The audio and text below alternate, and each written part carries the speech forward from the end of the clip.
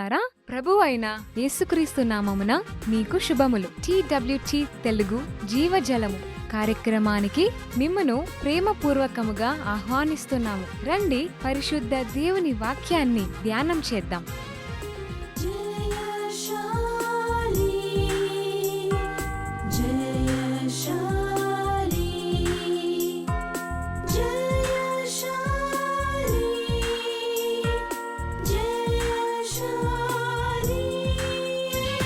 జయించిన నీకు ఆరాధన, జయమిచ్చే నీకు ఆరాధన. జయించిన నీకు ఆరాధన, జయమిచ్చే నీకు ఆరాధన. నా శ్రమలో నీవొక్కడివే, నా శ్రమలో నీవొక్కడివే. ఉండునట్లు ప్రతిష్ఠించితివా, ఉండునట్లు ప్రతిష్ఠించితివా. జయించిన నీకు ఆరాధన, జయమిచ్చే నీకు ఆరాధన. జయించిన నీకు ఆరాధన, జయమిచ్చే నీకు ఆరాధన.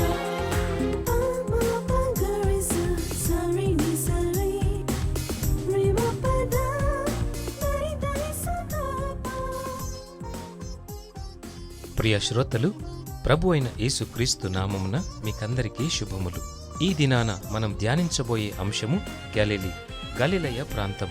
రండి, రేడియోకు దగ్గరగా కూర్చోనండి, దేవుని యొక్క వాక్యాన్ని ధ్యానం చేద్దాం. కుటుంబ సమేతంగా వచ్చారు కదూ, చిన్న ప్రార్థన చేసుకొని వాక్యాన్ని ధ్యానం చేద్దాం.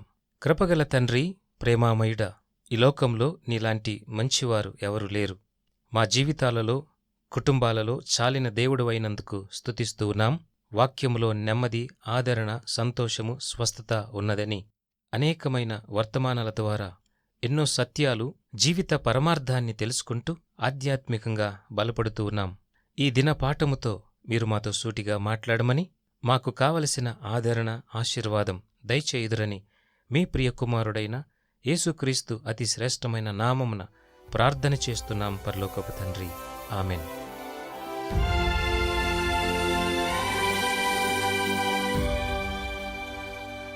శ్రోతలు, ఈరోజు కూడా మనము ఇశ్రాయేలు దేశములో పర్యటిస్తూ ఉన్నామని ఊహించుకుందాం. ఈ ప్రదేశంలో వెళ్తున్నప్పుడు చాలా ఆసక్తికరంగా, సంతోషంగా ఉంటుంది. ఇక్కడ మన ప్రభువైన యేసుక్రీస్తు మన కోసం జన్మించి, మన పాపాన్ని ఆయన మీద వేసుకుని, మన కొరకే ఆయన మరణించాడు. ఆయన మరణం ద్వారా మనకు రక్షణ మరియు నిత్య జీవం వచ్చింది. ప్రభువైన యేసుక్రీస్తును తమ సొంత రక్షకునిగా స్వీకరించిన ప్రతి ఒక్కరికి పాపక్షమాపణ మరియు రక్షణ దొరకటం గొప్ప భాగ్యం. ఇశ్రాయేలు దేశము ప్రపంచంలో ఒక భాగమైన విశ్వాసులమైన మనకు మాత్రం ఈ ప్రదేశంలో తిరగటం, చూడటం చాలా ఆనందకరంగా ఉంటుంది. ఇందులో ముఖ్యమైన స్థలాలలో గలిలయ సముద్రం కూడా ఒకటి. నేను ఇంతకుముందు మీకు కపెర్నహూము గురించి చెప్పాను కదా, గుర్తుందా? అక్కడ ప్రభు అయిన యేసయ్య తన పరిచర్యను కొనసాగించాలి అని అనుకున్నాడు. గలిలయ సముద్రం ఉత్తర తీరంలో ఉన్నది. మనం సముద్రాన్ని ఒక గడియారం అని అనుకుంటే, కపెర్నహూము అలాగే కొరాజీన మరియు బెత్సైదా 12 అనే అంకె వద్ద ఉన్నట్టు. గడియారం యొక్క ముళ్ళు 3 వరకు వచ్చినప్పుడు మీరు కర్సి అనే ఊరి వద్ద ఉన్నట్టు. ఈ శిథిలాలు గత కొన్ని శతాబ్దాలుగా ఉన్నాయని కనుక్కోవడం జరిగింది. ఇక్కడ ప్రభువైన యేసుక్రీస్తు సముద్ర తీరానికి వచ్చినప్పుడు సమాధులలో ఉండిన దయ్యాలు పట్టిన 2 స్వస్థపరిచాడు. వీరు ఊరిలో నుండి వెలివేయబడినవారు. ఆ దయ్యములు యేసయ్యతో, నీవు మమ్మల్ని బాధపెట్టటానికి వచ్చావా? ఒకవేళ మమ్మల్ని వెళ్ళగొట్టాలనుకుంటే ఆ పందుల మందలోనికి పోనివ్వమని యేసయ్యను వేడుకున్నాయి. ప్రియమైన శ్రోతలు, ఈ సందర్భం గురించి మనం ఎన్నో మార్లు చదువుకున్నాం, విన్నాం కూడా కదా. ఇప్పుడు ప్రభువైన యేసుక్రీస్తు వాటిని పొమ్మని చెప్పినప్పుడు అవి అక్కడ ఉన్న పందులలో దూరాయి. అప్పుడు ఆ పందులన్నీ కొండ అంచు నుండి గలిలయ సముద్రంలోనికి దూకి చచ్చిపోయాయి. ఆ పందులను మేపుతున్న వారికి నష్టం జరిగింది. వారు కోపంతో యేసయ్యను తమ పట్టణమును విడిచి వెళ్ళిపొమ్మని కోరారు. ఈ ప్రాంతంలో ఉన్న ప్రజలు అన్య దేవతలను ఆరాధించేవారు. వారు ఈ అన్య దేవతా విగ్రహాలను తయారుచేసి తమ జీవనోపాధి కొరకు అమ్ముకునేవారు. ఎప్పుడైతే ఈ ప్రజలు దేవుని వైపు తిరిగి యేసయ్యను అనుసరించటం ప్రారంభించారో అప్పుడు ఈ విగ్రహాలు తయారు చేయటం తగ్గిపోయింది. అయితే ఈ అన్య దేవతలను అనుసరిస్తున్న మరికొంతమంది ప్రజలకు మాత్రం ఈ వ్యాపారం చాలా నష్టంగా మారిపోయింది. మనం ఊహించినట్లుగా గలిలయ సముద్రం ఒక గడియారమైతే ఈ సందర్భం 3 అనే అంకె దగ్గరకు గడియారం యొక్క ముళ్ళు ఆగిన స్థలాన్ని లేదా ఆ వైపున ఈ సందర్భం జరిగింది. శ్రద్ధగా వినండి. మనం దక్షిణాన వెళితే యూదా అరణ్యంలోనికి వెళ్తాం. ఇక్కడే సాతాను ప్రభువైన యేసయ్యను శోధించాడు. గలిలయ సముద్రం వద్ద దక్షిణానికి చేరుకునేసరికి గడియారం యొక్క ముళ్ళు 6 అనే అంకె దగ్గర లేదా ఆ వైపున ఈ సందర్భం జరిగింది.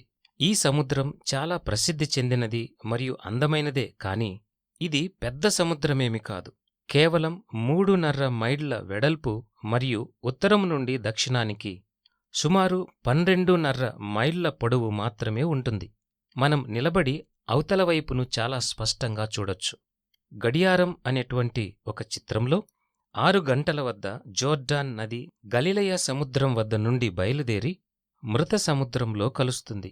ఈ నీరు ఎక్కువగా ఉండటం వలన ఈ నది ఒక పాములాగా అటూ ఇటూ ప్రయాణం చేస్తూ దక్షిణానికి ప్రవహిస్తూ ఉంది. అక్కడ ఒడ్డున ఉన్న లవణాలు మరియు ఖనిజాలతో ప్రవహిస్తూ మృత సముద్రంలో కలిసిపోతుంది. ఈ నీరు మృత సముద్రంలో చేరడం వలన మృత సముద్రం త్వరగా ఎండిపోదు. ఎందుకంటే ఇది లోతుగా ఉన్న ప్రదేశం. ఈ సముద్రంలో 27% ఖనిజ మరియు లవణాలతో నిండి ఉంటుంది. కాబట్టి అక్కడ ఏవీ పెరగవు. ఇది నిజంగా మృత సముద్రమే. మనం గలిలయ సముద్రం వద్ద పశ్చిమ వైపు ఉత్తరాన వెళితే తిబేరియా సముద్రం ఉంటుంది. తిబేరియా అనే పట్టణం ఒక రోమన్ నగరం. ఈ ప్రాంతాన్ని చుట్టుముట్టిన దెకాపోలి నగరాలలో ఒకటి. తిబేరియా నగరం చాలా ప్రాచీనమైనది. ఎరికోలాగా నిరంతరం నివసించబడింది. ఈ తిబేరియా నగరం పర్యాటక బృందాలకు ప్రధాన కార్యాలయంగా ఉంది. ఈ ప్రాంతం హోటళ్లకు మరియు పడవ ప్రయాణాలకు ఒక ప్రధానమైన ప్రదేశం. ఈ ప్రాంతం నుండి ఉత్తరాన కొనసాగితే మనం మగ్దెలా అనే చిన్న గ్రామానికి చేరుకుంటాం. ఇది మగ్దలేనే మరియా నివాసం. మగ్దలేనే మరియా అన్న పేరు విన్న వారందరూ మగ్దెలా అన్నది తన ఇంటి పేరు అని అనుకుంటారు. కాని ఆ ఊరి నుండి ఆమె వచ్చింది కనుక ఆమె పేరు మగ్దలేనే మరియా అని పిలుస్తూ ఉన్నాం. ఈ మగ్దలేనే మరియా పాపక్షమాపణ పొంది తన జీవితాన్ని మార్చుకునింది. ఆమె ప్రభువైన యేసుక్రీస్తును అనుసరించింది గనుక ఆమె జీవితం మార్చబడింది. ఈ ప్రదేశం నుండి ఇంకొంత దూరం వెళితే మనం తిరిగి కపెర్నహూముకు వస్తాం. కపెర్నహూము సమీపంలో ఉత్తర తీరంలో ప్రభువైన యేసయ్య చేసిన పరిచర్య ద్వారా ప్రసిద్ధి చెందిన కొన్ని ప్రదేశాలు ఉన్నాయి. ప్రభువైన యేసు ఈ ప్రదేశంలోనే 5,000 మందికి ఆహారం పంచిపెట్టాడు. పేతురు బొంకిన స్థలం కూడా ఇదే. యేసయ్య పేతురుతో, పేతురు, నీవు నన్ను ప్రేమిస్తున్నావా అని 3 సార్లు అడిగినప్పుడు పేతురు విసుగు చెంది, ప్రభువా, నేను నిన్ను ప్రేమిస్తున్నానని నీవే ఎరుగుదువని జవాబు చెప్పాడు. ప్రియులారా, ఈ సందర్భం కూడా మనకు తెలిసిందే గదా. అప్పుడు ప్రభువైన యేసయ్య పేతురు వైపు చూచి, నేడు కోడి కూయక మునుపు నీవు ముమ్మారు నన్ను ఎరుగను అని అంటావు. గమనించండి, ఈ సందర్భం కూడా ఇదే ప్రదేశంలో జరిగింది. శిష్యుడైన పేతురు యేసయ్య గురించి, ఆయన చేసిన గొప్ప కార్యాలను గురించి చెప్పటానికి మరియు హతసాక్షిగా చనిపోవటానికి కూడా సిద్ధపడ్డాడు. ప్రభువైన యేసు గలిలయ సముద్రంపై ఎన్నో అద్భుతాలు చేశాడు. ఒక సందర్భంలో పేతురు దగ్గరకు పన్ను వసూలు చేసేవారు వచ్చారు. వారన్నారు, మీ బోధకుడు పన్ను చెల్లించడా అని ప్రశ్నించారు. పేతురు ఇంకా యేసయ్యతో మాట్లాడక మునిపే యేసయ్య ఆత్మలో గ్రహించి, మనము వారికి అభ్యంతరము కలుగకుండా నువ్వు గాలము వేస్తే ఒక చేప పైకి వస్తుంది, దాని నోరు తెరిస్తే నీకు ఒక షెకెలు దొరుకుతుంది, దానిని తీసుకొని వారికి పన్ను కట్టమని యేసయ్య చెప్పటం మనం చదువుకున్నాం. ఇంకొక సందర్భంలో యేసయ్య పడవను లోతుకు నడిపించి వలవేసి చేపలు పట్టమని పేతురుతో చెప్పినప్పుడు, ఏలినవాడా, రాత్రంతా మేము ప్రయాసపడ్డాము, కాని మాకు ఏమీ దొరకలేదు. అయితే ఇప్పుడు నీ మాట చొప్పున వలలు వేతుమని ఆయనతో చెప్పారు. వారు ఆయన మాట చొప్పున వలలు వేసినప్పుడు 2 పడవల నిండా చేపలు పడ్డాయి. వీరు ఆ చేపలను లాగలేక లేదా బయటికి తీయలేక మత్స్యకారుల సహాయం కూడా తీసుకున్నారు. ప్రియ శ్రోతలు, గమనించండి, మన ప్రభువైన యేసుక్రీస్తు సముద్రం మీద నడిచిన స్థలం కూడా ఇదే. ఆయన తన నోటి మాటతో సముద్రాన్ని గద్దించాడు, తుఫానును శాంతపరిచాడు. ఈ అద్భుతాలే కాకుండా ప్రభువైన యేసుక్రీస్తువారు కొండమీద చేసిన ప్రసంగం మనకు గుర్తుంది కదా. ఈ ప్రసంగాన్ని మత్తయి రాసిన శుభవార్త 5, 6 మరియు 7 అధ్యాయాలలో మనం చదువుకోవచ్చు. యేసయ్య గలిలయ సముద్ర తీరంలో బోధించిన ఒక అద్భుతమైన ప్రసంగం. ఈ ప్రాంతంలో మనం తిరుగుతూ ఉన్నప్పుడు యేసయ్య చేసిన అద్భుతాలు మరియు బోధించిన మాటలు మనకు గుర్తుకొస్తూ ఉంటాయి. ఇది ఎంత ఆనందకరమైన అనుభూతి! ప్రభువైన యేసుక్రీస్తు చేసినటువంటి బోధలు మళ్లీ మళ్లీ చదవండి. అలా చదువుట ద్వారా దేవుని యొక్క ప్రేమను గుర్తించగలం. అంతేకాదు, ప్రభువైన యేసుక్రీస్తు నీ కొరకే ఈ లోకానికి వచ్చి మరణించి తిరిగి లేచి రానయున్నాడు అన్న విశ్వాసం బలపడుతుంది. తద్వారా దేవునికి ఇంకా దగ్గరగా నీవు నివసించొచ్చు, పరిశుద్ధ జీవితాన్ని కొనసాగించవచ్చు. దేవుడు ప్రేమామయుడు. ఆయన నిన్ను క్షమించి నిన్ను, నీ కుటుంబాన్ని దీవించాలని ఎప్పుడూ అనుకుంటూ ఉంటాడు. ప్రియ స్నేహితుడా, సహోదరి, ఒక చిన్న ప్రార్థన ద్వారా ఈ క్షణమే ఆయనను నీవు కలుసుకోవచ్చు. ఆయన నిన్ను క్షమించి నిత్య జీవాన్ని దయచేసే దేవుడు. ఆయన ప్రేమామయుడు. ఆయనే మన ప్రభువైన యేసుక్రీస్తు. ప్రార్థన. ప్రేమగల తండ్రి, మా విశ్వాసాన్ని బలపరుచుకోవటానికి అనేక ప్రదేశాలను ఈ దినాన మాకు తెలియజేసినందుకై మిమ్మును స్తుతిస్తూ ఉన్నాం, మిమ్మును ఆరాధిస్తూ ఉన్నాం. ఎందుకనగా ఆత్మ అయినటువంటి దేవుడవు, మేము కూడా ఆత్మతో సత్యముతో మిమ్మును ఆరాధించాలని ఇష్టపడుతూ ఉన్నాం.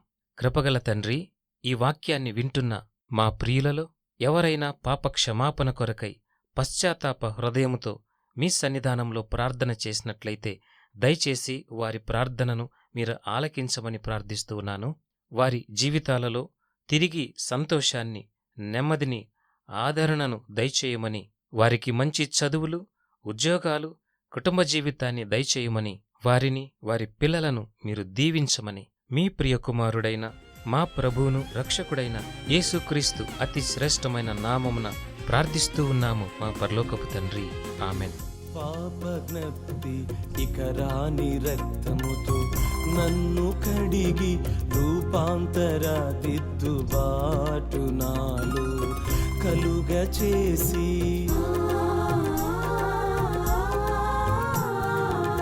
పాపజ్ఞప్తి ఇక రాని రక్తముతో నన్ను కడిగి రూపాంతర దిద్దుబాటు నాలో కలుగ చేసి, సదాకాలమునకు పరిశుద్ధపరచిన, సదాకాలమునకు పరిశుద్ధపరచిన నీకు ఆరాధన, నీకు ఆరాధన, నీకు ఆరాధన, నీకు ఆరాధన. జయించిన నీకు ఆరాధన, జయమిచ్చే నీకు ఆరాధన. వివరములకై మా ఇమెయిల్ listenersfeedback@gmail.com. వాట్సాప్ SMS కొరకు 8523047990. దేవుడు మిమ్మును దీవించునుగాక. ఆమెన్.